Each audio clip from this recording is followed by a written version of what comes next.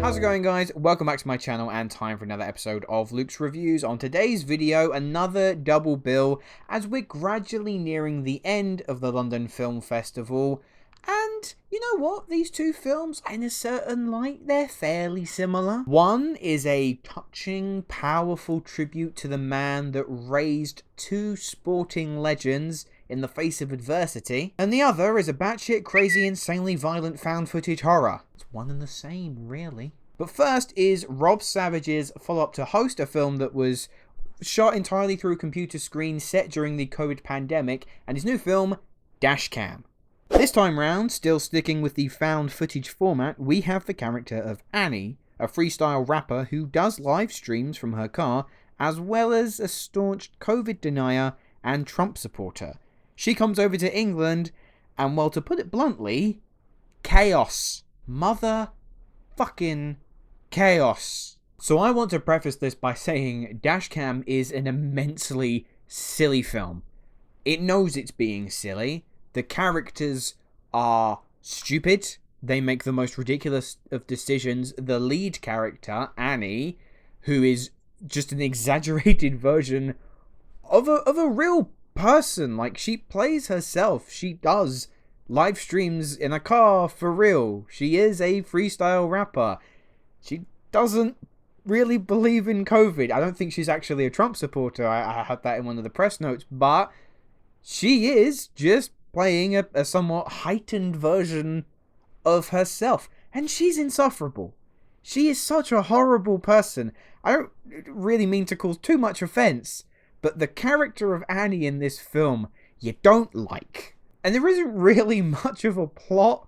It is just one continuous strand of craziness and ridiculousness. Savage is constantly bombarding you. It's 75 minutes long, and it goes by in a breeze. There's never a dull moment, never a moment wasted. There's literally no fat to this film whatsoever. The use of found footage is effective and well realized. It's all done through a Facebook live stream, so you have comments popping up in the corner, you have a view count in the top corner. Also, there's issues with reconnecting, which actually drew some of the biggest laughs in my screening. There's a brief introduction to just set everything up, and then we're off to the races. Foot to the floor, tension through the roof, set piece after set piece. In a way, it kind of reminded me of another found footage horror film called Wreck, where that film is just relentless. It is constantly moving. And I also want to compare it to another film, because DASHCAM is basically what I thought the Blair Witch Project was going to be, as opposed to about an hour and 10 minutes of just meandering through a forest, and then about 10 more minutes that are actually pretty creepy. Savage knows how to use jump scares effectively, and hand on my heart, there are a couple. He got me good. But the biggest thing that I can ask of you, if you go and see DASHCAM, is, if at all possible, see it in a crowd. Watching this at my press screening was one of the most entertaining theatre going experiences I've ever had. We were all laughing together. We were wincing at some of the most gruesome violence I've seen in a long time. We were all cringing at some of the stuff that Annie does. You are jumping like mad when there are really good and well done jump scares. It was a total blast to see it with an audience. I can only imagine what the public screenings were like for this. DASHCAM is a roller coaster ride of absolute madness, and I was on board for every single second. I won't pretend and say that it's an impeccably crafted piece of cinema, but it is stupidly entertaining. A really great exercise of how to make horror fun and scary, and please, go with a big group and see this on the big screen if you can. I'm going to give DASHCAM an 8 out of 10. Changing pace entirely with the other film that I caught over the past few days at the London Film Festival is a sports drama / biopic starring Will Smith, King Richard. You want to check on the kids? Let's check on the kids. We got future doctors, lawyers, plus a couple tennis stars in this house. The chances of achieving the kind of success that you're talking about is just very, very unlikely. Okay, you making a mistake, but I'm gonna let you make it. Watch him hit a few balls. All right. So tell me your names again. I'm Venus. I'm Serena. So what'd you think? Richard Williams is a loving husband and dedicated father to a group of girls, two of which are on their way to become sporting legends, Serena and Venus. King Richard follows them on a journey of determination to fight for what you believe in and rise to success in the face of adversity. Going into King Richard, I had my worries. Was this going to be a cliched biopic story that I had seen the bare bones of time and time again? Were they going to sugarcoat this man? How are you going to make tennis cinematic? And then I wound up absolutely loving the heck out of this film. This is one of my favorites I have seen at the festival. Will frickin' Smith. Boy, is he coming for that Oscar. He's coming hard.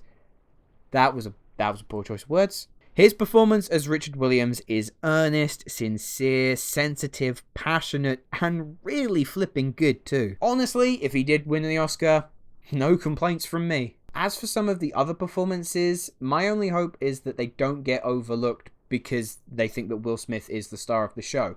He's phenomenal in the film, but you do have sensational supporting performances from the likes of Orjon Ellis and relative newcomer Sania Sidney. And even though the film clocks in at a fairly chunky 138 minutes, the pacing and energy of this film move it along at such a breeze. And it's also helped because the film has a really good sense of humor too, predominantly coming from Richard's just sheer bluntness and stubbornness. And as any good biopic should, it doesn't shy away from depicting our main character's flaws. As great as a father and determined as Richard was, they do show that his ego, his pride would often get in the way. But at the same time, they managed to still wrangle it around, so you do get the impression that he was the best father that these girls could have, wanting them to succeed in everything they do. And that is where the ginormous heart of King Richard lies. I won't pretend like the film's faultless in any way. I do think that it kind of leans into a bit of cheesy elements towards the end of the film, although it never strays into like a melodrama territory, and they do kind of skimp on Serena's story, even though I fully understand, given the time frame that this story was being told in, why her story wasn't featured as prominently. But I think the best word to describe King Richard is crowd-pleasing. I laughed, I welled up a little, I felt inspired, the exciting camera work and editing